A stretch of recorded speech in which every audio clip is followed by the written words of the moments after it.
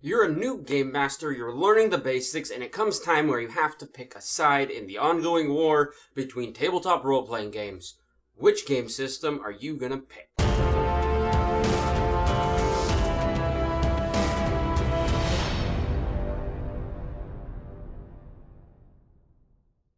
Hey fellow game masters, I'm Richard Quiner, and today we're going to talk about the two largest role-playing game systems out there, so you can decide which one is best for you and your players. In addition to talking about the differences between the two, I also have different ways that you can get into these games for cheap, so you don't have to go spend a ton of money right up front to get into learning the rules of the game. Now, the two biggest that I'm going to talk about today are Dungeons and Dragons and Pathfinder. They are by far the most popular in the world, and because of that, I'm going to focus this episode on those two, but there are hundreds of other different role-playing game systems out there, and I encourage you to look into them more in depth in your own time. On this channel, eventually, I will start looking at each of them in depth and making videos about every single one that I can get my hands on. But for this video, today, we're talking about Dungeons and Dragons and Pathfinder. There comes a time in every game master's life where you have to pick a system and start learning the rules, and this requires some effort on your part. You're going to have to read the books. I know it sounds really boring to say that. It is one of the more difficult parts of being a game master, but reading the books is how you understand the rules and learn how to play the game better for your players to help in the combat situations and the role-playing game. So even though I'm going to show you the cheap ways to get started here, eventually, as you decide on a system that you enjoy, you're going to have to want to put a little money down and learn the rules properly. So first, let's talk about the differences. You have Dungeons and Dragons and Pathfinder. Dungeons and Dragons right now is in what's called 5th edition, which means they've gone through revision after revision to get to the point where the game is today. And the Dungeons and Dragons 5th edition has gone through some controversy, and it doesn't mean you can't play the other versions, but it is the most popular one, and that's the one I know most, so that's the one I'm going to talk about. First off, what is it? Why are there differences between it and Pathfinder? And well, Dungeons and Dragons has a slightly easier rule set to learn. They've broken down everything to take out as much math as possible to get it down so it's pretty basic. So it's easier to understand, easier to learn, easier for new players to pick up, which is part of the reason why I picked it up originally when I first started playing. Now, some people may disagree with me on this next statement, but that's fine, this is the nature of the beast.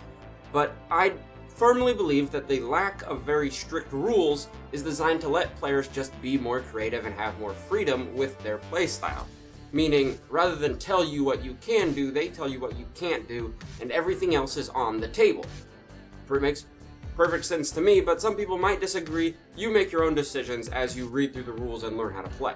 The Dungeons and Dragons character creation is broken down in a very simple way where you have minimal numbers that all tie together, and it's pretty clear to understand. It takes about an hour and a half for a new player to make a character with some guidance, maybe 2 hours if they're just reading the book.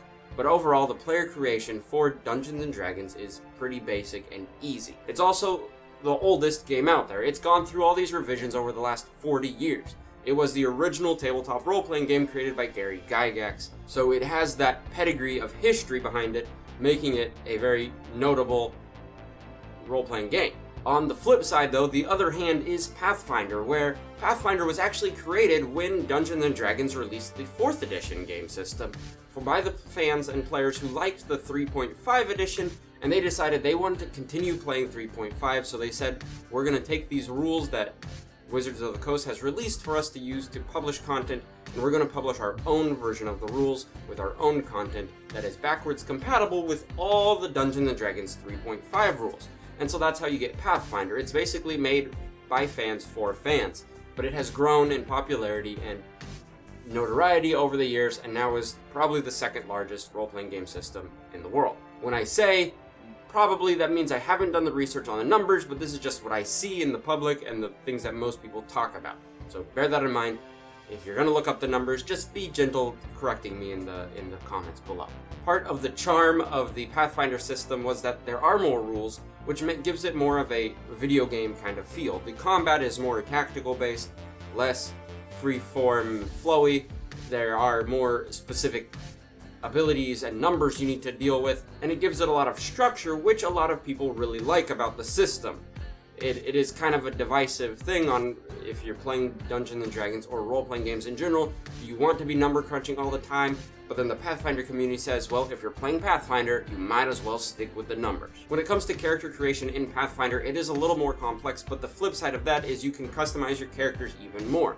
Whereas Dungeons & Dragons 5th edition has kind of a set line of progress that your character goes through, Pathfinder gives you a few more options that makes it so your character becomes much more your own and much more powerful in the way you want to become.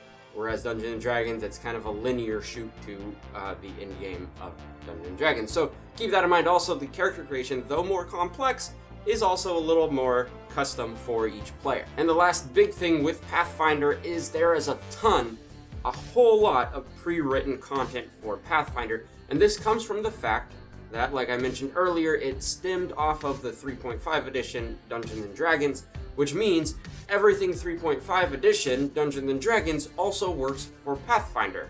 So if you are the type that does not want to create your own stories, you have a plethora, that's the big word of the day, a plethora of books and modules and things you can run in the Pathfinder system that is already set up and easy to use for you. Whereas Dungeons & Dragons 5th edition is a little less because it is newer. There's a lot less stories and modules behind it, but it does make it very easy to homebrew or create your own content for it, which is a part I really enjoy of it, is coming up with my own stuff to put my players through their nightmares. Continuing on, I know what you're thinking. You're like, Richard, we know the differences now. How do we get into these for cheap? Well, I'm going to give you 3 different tier prices, so to speak, of each system, so you can decide which one is best for you. So starting with Dungeons & Dragons, and this is information I wish I had known when I got started. It would have saved me a lot of money up front, and I would have made different decisions on how I own the material. But first off, your option 1 is to buy the books. To get started, you'll need to own 3 books, more or less. You'll need the Dungeon Master Guide, you'll need the Player Handbook, and you'll need the Monster Manual. These books all have different things that help you as a Dungeon Master, and it'll help your players out, and gives you all the information about different creatures and monsters you'll encounter in the world. If you do go this route, it's a little more expensive. Each book on Amazon is right around $30, so you're looking at about $90 to buy the whole set. If you go through their Dungeons & Dragons portal, their online service, D&D Beyond, it comes around the same price, $30 a book. But it gives you all the information readily available online. It depends on if you want a hard copy book or a digital version. And I'll do another video about D&D Beyond and the uses of that, as I've learned how to use it a little more myself. But when you're reading these books, and for the new Dungeon Masters, when you're reading these, in the Dungeon Master Guide, the first chapter I suggest you read is Chapter 8, and it goes over the rules of the game. So it goes over the mechanical systems that you want to know.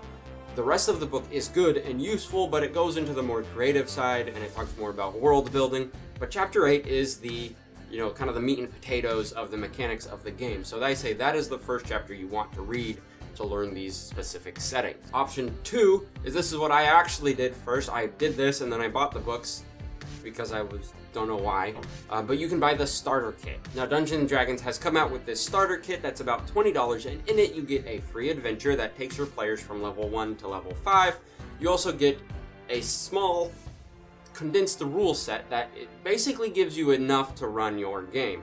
It gives you, as the Dungeon Master, some guidelines. It gives the players some guidelines. On top of that, it comes with pre-made characters, so your players don't even know how to make the characters. They just have to take their sheet and read over it once, and then they're good to play. So it makes it very simple. It also comes with a die. You get a free D20 in there for rolling things.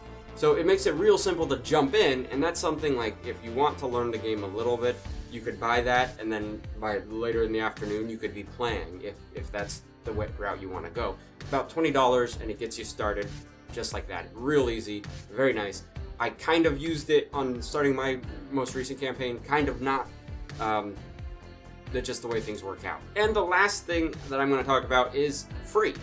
It doesn't cost you anything, but it has much less rules and much less information for you to build your world. And it doesn't come with an adventure. It doesn't come with the players. It doesn't even come with all the classes and monsters and things that you as a Dungeon Master might want to fill your world. But that is the free basic guides that Wizards of the Coast has released. They have one for players and one for Dungeon Masters that have a kind of a limited set of information for you. But when it comes to the Dungeon Master rules, the basic rules that they released, it pretty much has everything you want to know. of how to run the game, and then it leaves it up to you and your imagination. The thing with the books is they come with more of the player classes, they come with magic items information, they come with monster information, where the player handbook, the player basic rules and the Dungeon Master basic rules are a much more limited kind of outline of that stuff. So your players, if they're just running off the basic rules, will not have all the classes and races outlined for them and those traits. Or you, as the Dungeon Master, if you're dealing with magic items, you won't have all of that information in your Dungeon Master basic rules. But you will have some, and it's still really useful. The Dungeon Master and player basic rules, I will link in down below. I'm also going to put some Amazon links. They are going to be affiliate links, so if you click on them, just know that you're helping me out a little bit. Not that I need a lot of help at this point in time, but hey, why not? But the player handbook and the player basic rules, I keep calling it the player handbook. The player basic rules and the Dungeon Master basic rules are free to download from the Wizards of the Coast website. I can't link it in the video because I don't have enough subscribers, but you'll see there, and it's a good place to start.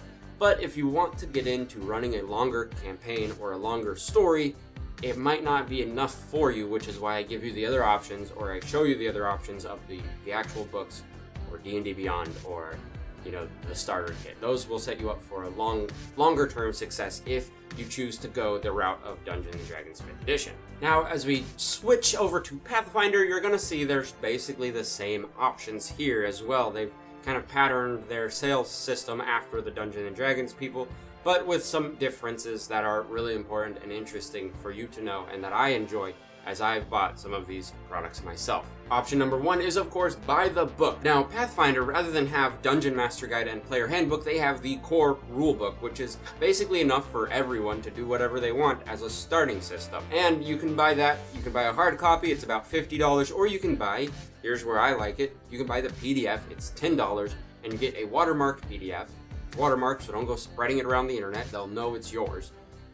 But you get this downloadable PDF of the entire core rulebook, which gives you all the information you need to get started. You can share it with your players, as long as they don't go spreading it around. It's show them PDF, be like, here you go. You could print it out and make a big binder full of it if you want.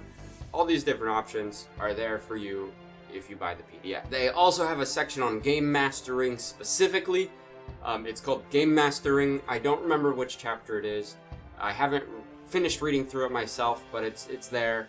So I would suggest focus on that, learn the rules of the game before you get into trying to decide what are the monsters, what are the magic items you can use, what are the world building techniques that they use in Pathfinder. Number 2 is from the Pathfinder website, and again, like everything here, I will be leaving links in the description, but on their Pathfinder website, they have beginner sets, which is really cool. I like starter kits, they're helpful.